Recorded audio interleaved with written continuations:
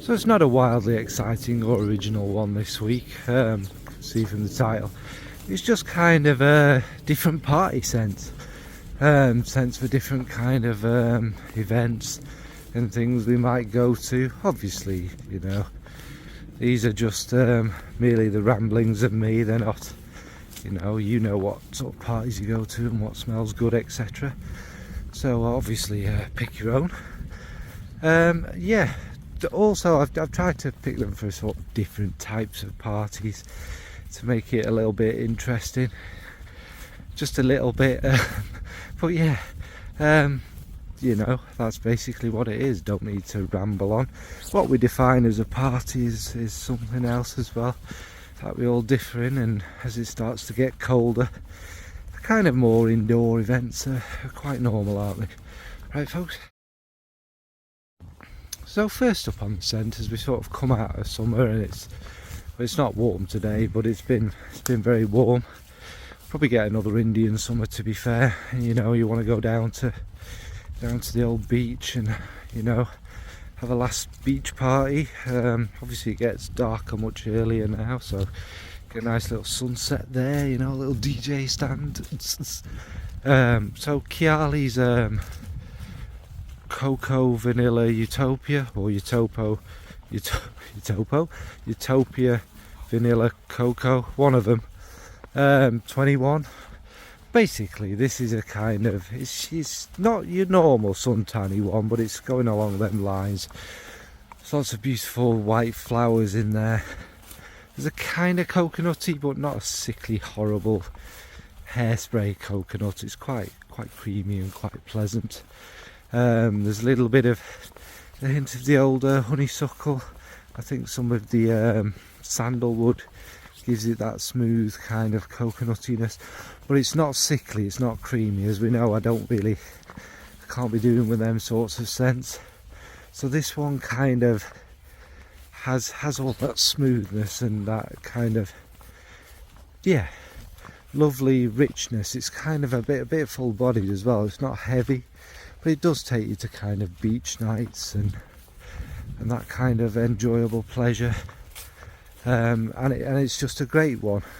You know, you pull out some cocktails, slap on some sun cream, and watch the sunset. So that's Kayali's Coco Vanilla Utopia, or the other way around. Next is a Good Girl Gone Bad from Kilian. Now this is more your kind of dressed up after work kind of party. It's the sort of fragrance you may get away with wearing at work. It's quite loud, it's quite bold, it's quite in your face. Ultimately it's a very kind of loud, little bit sharp osmanthus fragrance. There's other stuff going on in it. There's woods, there's obviously musks, quite bold musks. There's there might be a little bit of fruit, there's a tiny hint of rose I believe in there, just adding a little bit of sweetness in the background. I would think there's other things like jasmine, maybe a hint of tuberose, not massively. The white flowers more sit in the background, and it's just this very elegant big fragrance really. It's one that will definitely get you noticed. It's one, you know, you probably wear in like a white shirt kind of suit situation, or a little black dress kind of thing, and everyone's gonna turn their heads to look at you and to smell you and think, oh, what is that? It's that kind of yeah, classy, elegant fragrance. It's also one that I think suits the kind of cooler months more, because, you know, it is quite big. There is the eau fraiche, which, you know, you could wear a little bit more of a sunnier moment, but this one, yeah, this one is not just a kind of very classy, bold, everyday kind of one. It's just kind of classy, sophisticated, mature party where people our age would be, and that. I wouldn't say it's a particularly young person fragrance, though of course they can wear it. So yeah, that's Kilian's Good Girl Gone Bad. Next is another kind of wild card one that I've chucked in here, and because I do think it's kind of alright, this is your, it's called Office, but I wouldn't call it an office fragrance particularly. That's Office for Men, obviously from Fragrance One, Jeremy Fragrance. And I take all that kind of outside of it. He's obviously a bit of a party dude. And this is your kind of, this is Sauvage and what's it, Aventus, my god, as if I forgot the name there, mixed together in a kind of very loud, kind of very mass appealing, very enjoyable kind of fragrance. It's all the things that are popular now kind of blended into one, and what you get from that is quite a pleasant but familiar kind of fragrance. There's nothing up with either of them, they're both very popular. It's kind of more rounded and together, and again you'd wear it straight after work more to the pub than anywhere kind of classy. Maybe go watch a football match. Maybe it's kind of, again, it's one of them you'd wear to uni, and straight after uni pop out to the student union. It's obviously, a little bit of a kind of, it's bergamot with that little bit of a pineapple hint. It's lots of musks, it's lots and lots of big patchouli. It's perfectly delightful and easy to wear. I mean, you can't, really complain about it, and I'm sure people go, I have something like that, that's very nice. So yeah, that's Office for Men from Fragrance One. And of course, let's go for another well-known, very big legend. And yes, it's a list of mine, so it was always going to be in there. But I do genuinely think it's a great kind of party scent. Maybe it's more for us of a certain age now, although back in the day it was very much a youthful scent. In fact, it was a scent for everyone. I still think young people would wear this and smell damn good. Joop, of course, before I waffle on. Now this is it's not as nuclear as it used to be, and it's not going to be filling nightclubs. Do nightclubs even exist anymore? I mean, yeah, the last decade has been the slow, painful death of everything that anyone enjoys, isn't it? But yeah, this would have been, you're kind of giving it some of that when you were out. Everyone round you would have liked it, and I know people nowadays complain about it, but I don't talk about the C word compliments, but this was a compliment beast. Everyone loved it.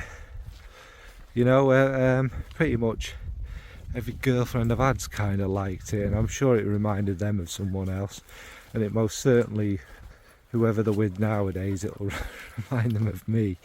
It's big orange blossom, a little bit of a kind of cherry feel, jasmine, a little bit of kind of musks, a little bit of that laundry musk thing as well. It was just this huge kind of blob of a fantastic, fun fragrance. The reason, I mean, you could call this unique if you like. There's no fragrances that smell like this. Obviously Mont Blanc copied it with one of theirs, which obviously Creed then copied with one of theirs, and it's got a little bit of that DNA, but it's never really been anything quite like it, has there? So in that sense it's quite unique, and yeah, it's maybe not as common nowadays, although I believe it is one of the biggest selling in this country still, which just shows it's loved and liked, and it's one hell of a party scent. Maybe for us of our age, but it certainly had some damn good times with it, didn't we? So that's Joop. Next we have Sirens and Sailors from Jusbox. Now this one is it's just really a right perfect party scent. It's a mixture of all sorts of booze. There's rum, there's whiskey in there, there's a lovely sweet rose, there's peach. It's all your kind of typical party liqueurs, and it's got maybe a little touch of leather in. This will be the sort of party we'd have gone to in our youth, like maybe a house party where things get a little bit naughty and out of control, a little bit kind of all sorts of things going on there, people experimenting in many ways. you know, locked, well, not necessarily locked bedrooms or bathrooms, and yeah, it's kind of a fun one where everybody will be quite merry and quite drunk, having a laugh. There'll be some, you know, very cool music on there, like some kind of, you know, funky kind of techno music, and you know, sort of little bit of maybe, you know, your dirty kind of goth rock playing, and everyone's smelling sweet and enjoying each other and the party, of course. And yeah, I think it's kind of a great fragrance for that. It's kind of just a sweet, fun, cheeky, boozy rose, I guess. So that's Siren Sailor. Next, we have one from 4160 Tuesdays and Smurfy Girly Claire. This is Hush Hush. Now this is more a kind of time machine, going back in time, kind of party scent. Now you could look at this in two different kind of ways. One, because of the kind of the sweet shop kind of relationship to it in the 80s. Maybe flip it the other way around. We aren't the responsible adults. We are the happy-go-lucky children having a bit of a laugh and whatnot, and you know, the kids are at the grandparents or whatever, wherever they kind of sacked off to, and we're going out, you know, pulling on some leg warmers and some sort of funky headwear, headband, and some very small shorts, and we're off to give it to some, you know, some Human League, some Duran, and we're bopping around, we're eating all these vintage sweets there and that, and old vintage alcohols, some Baby Sham and some what's it called, that orange stuff, Bucks Fizz, that's the one, and we're all partying it up with cool music and that. And then it's got that kind of feel, and it also has the kind of violetiness running through it. It's got this kind of sweet honey note also there, so it could work for that. But also it's kind of designed around a kind of flapper scent. You're going more into the dry down with the violet and the soft florals and that kind of thing, and the little whiff of cigarette smoke and that. And then we're in a 1920s party all of a sudden. You know, everyone's dressed equally as kind of daft, in kind of little flowing skirts, and men in tails and bow ties, giving it some, you know. And yeah, it fits both of them. It could fit a more fun kind of evening, or a more kind of fun, sophisticated evening of old. So that's Hush Hush from 4160 Tuesdays and Claire Smurfy Girly. Then we have again a more kind of sophisticated, we're talking about going out in the 90s here, which is probably still a bit young, but you know, dressed up in kind of your Ben Sherman shirts and your white jeans and that, moving into the 2000s, your kicker shoes, you're off drinking a hooch at the bar and all sorts of repulsive Alco Pops, bit of Smirnoff Ice. Yeah, the music's really good, some Backstreet Boys, some 2 Unlimited, all these sorts of cool kind of music. And it's, as we know, it's a Fuchuli, isn't it? It's all these kind of big, loud, I did say Coco Mademoiselle, didn't I? Well, probably not, but Chanel's Coco Mademoiselle.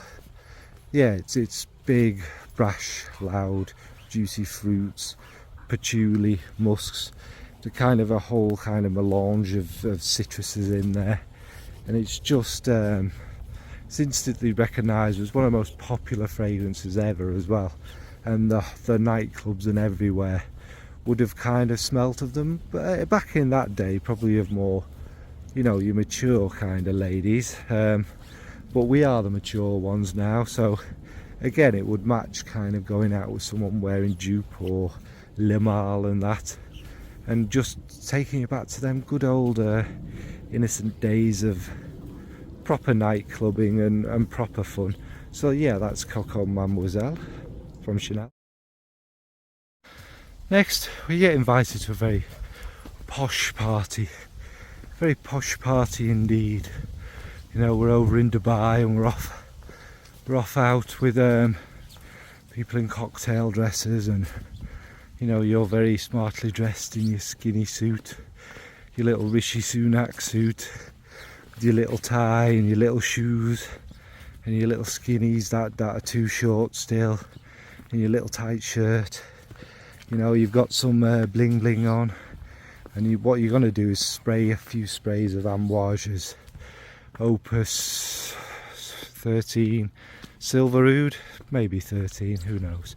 And this is just classy, sophisticated, elegant oud. I've talked about it so many times. I am going to buy this one. It's the different facets of oud. It opens maybe a little bit of funk, although I don't get that anymore, but I presume it's still there. It's just I'm so used to it, but it's kind of these sophisticated, classy woods with a kind of silvery kind of touch to it. Now that was probably from some greener notes in there, maybe a little bit of iris. The musks are quite magnificent, but it's just this, it smells of platinum, if you like, because it's silver. And it's just, it's oudy, it's woody, it's classy, it's sophisticated, it's elegant. There's obviously some florals going in there. This is one where you're going to be, you know, mingling with sheikhs and people who, you know, £1 billion is a bit of pocket change for them. They're going to be adorned in diamonds, and they're just pure oud. They'd have just been to a tree and dripped it on them and draped it on them with loads of gold. That's how much money these people have got. And you're gonna like be in awe of these people, but you're gonna smell just as good in this fragrance. And yeah, you're gonna get people going, so John, what do? Do you work in finance? Do you exploit people?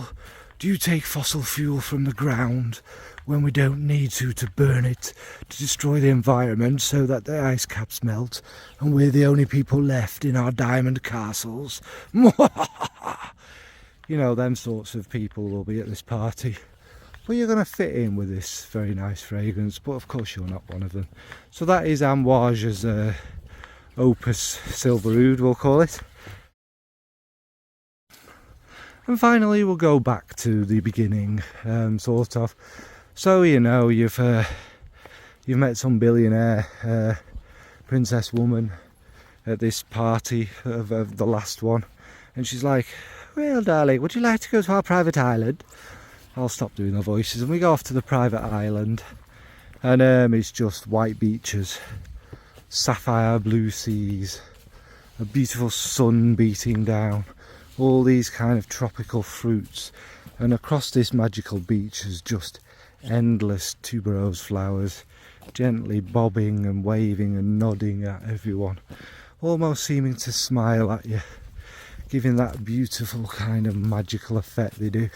It's a little bit of fresh melon at first from your cocktail, but then it just kind of goes into these beautiful tuberoses and white flowers and just magical transportation to paradise, really. And again, everyone is going to absolutely love the smell of this on you.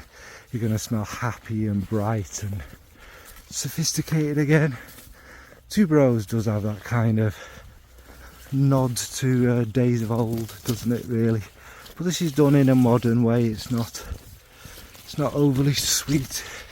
It's not particularly indolic. It's just a beautiful, bright, beachy, lovely tuberose.